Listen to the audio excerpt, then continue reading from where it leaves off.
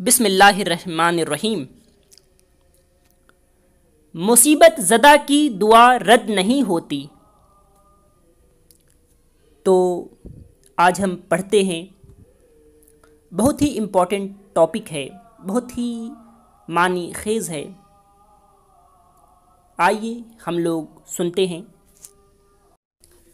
مسند احمد میں ہے، حضرت سلمہ رضی اللہ عنہا فرماتی ہیں، میرے خاوند ابو سلمہ ایک روز میرے پاس رسول اللہ صلی اللہ علیہ وسلم کی خدمت سے ہو کر آئے اور خوشی خوشی فرمانے لگے، آج تو میں نے ایک ایسی حدیث سنی ہے کہ میں بہت ہی خوش ہوا ہوں۔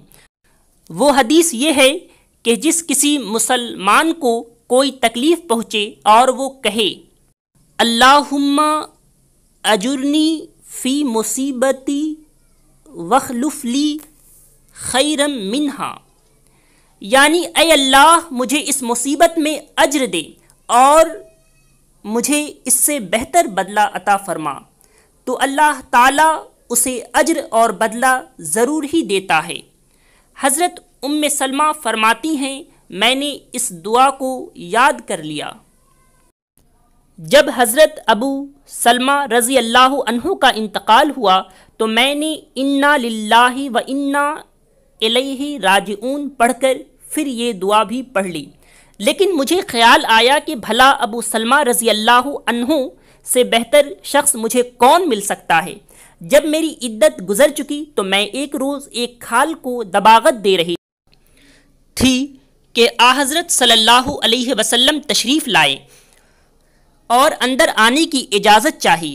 میں نے اپنے ہاتھ دھوئے، کھال رکھ دی اور رسول اللہ صلی اللہ علیہ وسلم سے اندر تشریف لانے کی درخواست کی اور آپ کو ایک گدی پر بٹھا دیا۔ آپ نے مجھ سے اپنا نکاح کرنے کی خواہش ظاہر کی۔ میں نے کہا رسول اللہ، یہ تو میری خوش قسمتی کی بات ہے، لیکن اول تو میں بڑی باغیرت عورت ہوں، ایسا نہ ہو کہ آپ کی طبیعت کے خلاف کوئی بات مجھ سے سرزد ہو جائے اور اللہ کے ہاں عذاب ہو۔ دوسرے یہ کہ میں عمر رسیدہ ہوں، تیسرے بال بچوں والی ہوں۔ آپ نے فرمایا سنو، ایسی بیجا غیرت اللہ تعالیٰ تمہاری دور کر دے گا، اور عمر کے لحاظ سے میں بھی چھوٹی عمر کا نہیں، اور تمہارے بال بچے میرے ہی بال بچے ہیں۔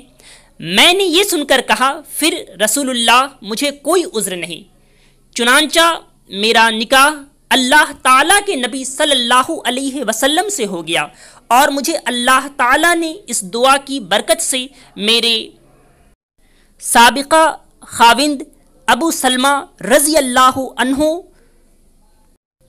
سے بہت ہی بہتر یعنی اپنا رسول عطا فرمایا۔ فالحمدللہ۔ صحیح مسلم میں بھی یہ حدیث با اختلاف الفاظ مروی ہے۔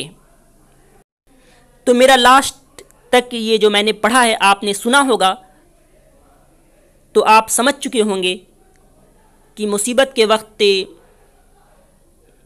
اچھی دعا پڑھنے سے کتنا فائدہ ہوتا ہے۔